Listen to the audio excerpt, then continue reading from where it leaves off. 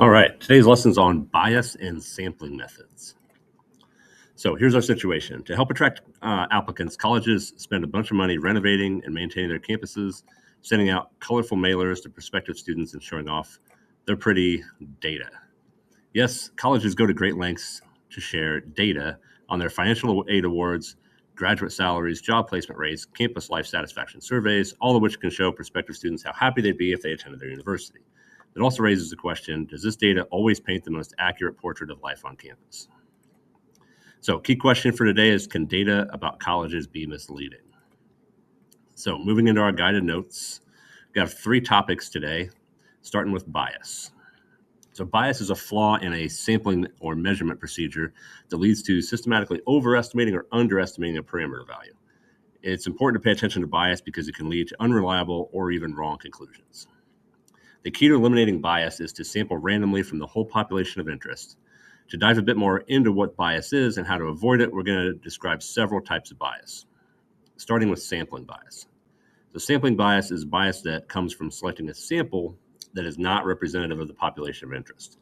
It might happen out of convenience or to keep costs down for any number of reasons.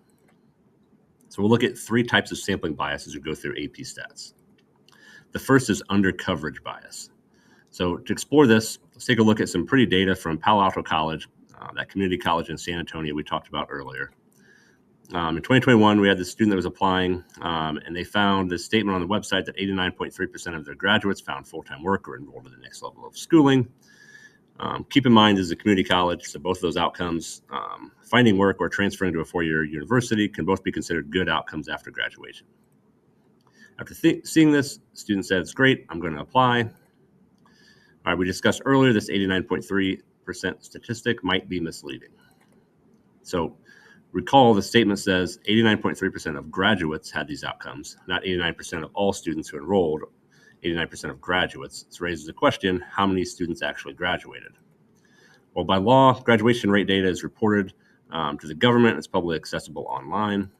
If you look it up, it turns out that among students who enrolled in Palo Alto College in 2020, only 48% either graduated or transferred out.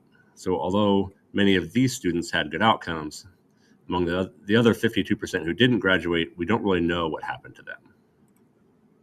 Ultimately, the majority of the students who enrolled in the first place, 52%, didn't graduate. These students may have had a tougher time finding jobs. So what does this say about that pretty 89.3% statistic we saw earlier? It's BS. And we know what BS means, bad stats. So this is an example of undercoverage bias.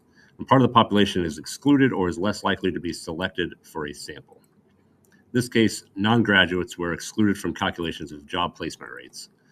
So on the AP exam, if you're asked to describe a potential flaw in a sampling design like this one, you want to make sure to cover a few things. First, identify the population of interest and the sample. Then identify the observational units that may be excluded from the sample and how they are different from those that are included in the sample. Finally, explain how this exclusion leads to either an overestimate or an underestimate of the parameter.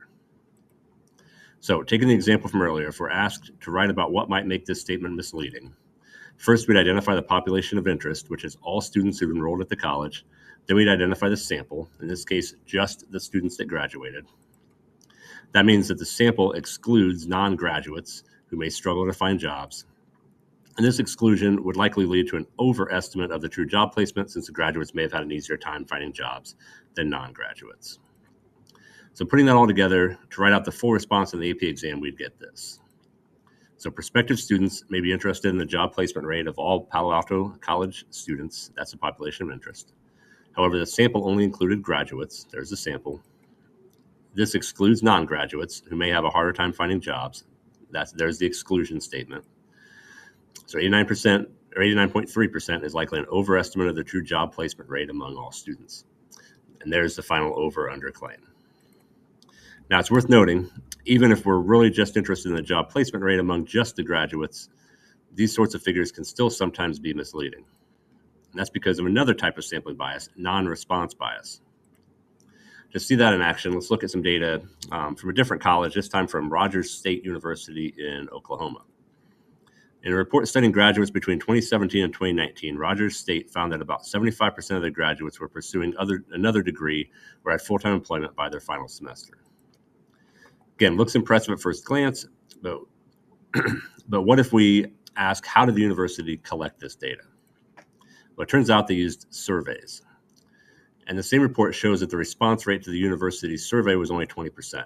So only 1 out of 5 graduates actually responded. This low response rate is another warning sign of, guess what? Bad stats. And that's due to a type of sampling bias called non-response bias. Non-response bias happens when individuals who do not respond to surveys substantially differ from responders. So in other words, they've been given the survey and they didn't respond. For example, non-responders on alumni surveys may differ substantially from responders, especially when it comes to questions about finding jobs. To explain more, we use the same process we used before. If we were asked to identify a potential flaw in the university's sampling method, here's how we would do it. We'd first identify the population of interest, all alumni or all graduates. Then we'd identify the sample that was actually measured, which are the alumni who actually responded to the survey. Then we discuss who's excluded. The sample excludes non-responders, some of whom may be without a job and may be embarrassed to respond to a survey about their job status. Finally, we'd make an over-under claim, so we can argue that 75% is likely an overestimate of the true job placement rate among all graduates, as our sample excludes a part of the population that may be more likely to be unemployed. Putting it all together, it looks like this. So we're interested in job placement rate of all alumni of Rogers State, so it's population. The sample only includes alumni who responded, so there's the sample. It excludes non-responders who may not have a job and feel embarrassed to report it, so there's the exclusion statement. So 75% is likely an overestimate of the true job placement rate among all alumni, and there's our final over-under claim. Final type of sampling bias we'll talk about is voluntary response bias. Voluntary response bias occurs when a sample consists of entirely volunteers who may differ from the general population.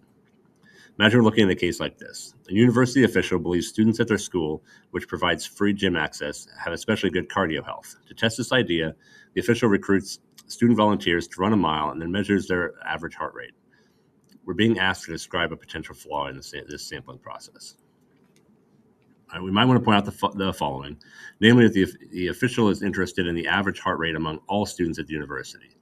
However, the sample only includes students who actively volunteer to run a mile on their own accord. This excludes students who don't volunteer, who may have higher heart rates that make running difficult and therefore make them not want to volunteer.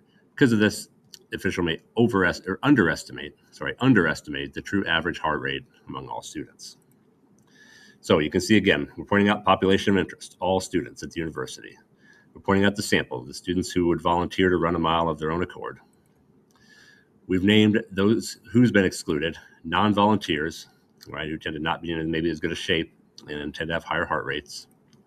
Finally, we made our over-under claim that the official will likely underestimate the true average heart rate among the population of all college students. All right, now that we've gone through several types of sampling bias, let's discuss a slightly different flavor of bias, response bias. So response bias is a category of bias that arises from responses to a survey being different from true values. And when you're giving a survey, even if a sample is well chosen with no sampling bias, you can still run into response bias. For our purposes here in AP Stats, there's 2 types of potential response bias. The first is question wording bias. Question wording bias occurs when survey questions are confusing or leading. For example, if a survey asked, which show do you prefer, Diners, Drive-Ins, and Dives, hosted by the incredibly talented, funny mayor of Flavortown, Guy Fieri, or Iron Chef, hosted by the boring Alton Brown? You can see that question may lead to an overestimate of support for Diners, Drive-Ins, and Dives, or to an underestimate for Iron Chef. The other type of response bias is self-reporting bias, which happens when individuals inaccurately report their own traits. For example, if I was asked on a survey how much weight I can bench, I respond that I can bench press 350 pounds. Of course, since I'm being modest, I don't want to brag too much about my own traits and make people feel bad. I'd be underreporting how much I can actually bench, which is around 500 pounds. Actually, not really. I'm really old and can't do that. So the bigger threat of self-reporting bias is people alter their responses to make themselves look more impressive. All right, so to summarize, One way that bias can arise is from issues with how the sample is selected. It's called sampling bias. There's 3 subtypes, each of which are shown here. Bias can also arise from how the data is measured, especially when it comes to surveys. This category is called response bias, and there are 2 subtypes, each of which are shown here. So that brings us to our discussion question for today. Imagine the university official wants to gather student opinions about campus housing. It's a big campus, so sampling across campus is time-consuming. Given limited resources, they have 2 options. They can either survey a random sample of 25 students from across campus or survey 500 students from one dorm. Our discussion question is, which option should the official choose and why? So take a moment, jot down your initial thoughts. We'll discuss this further in class. That's it for today. We'll see you next time.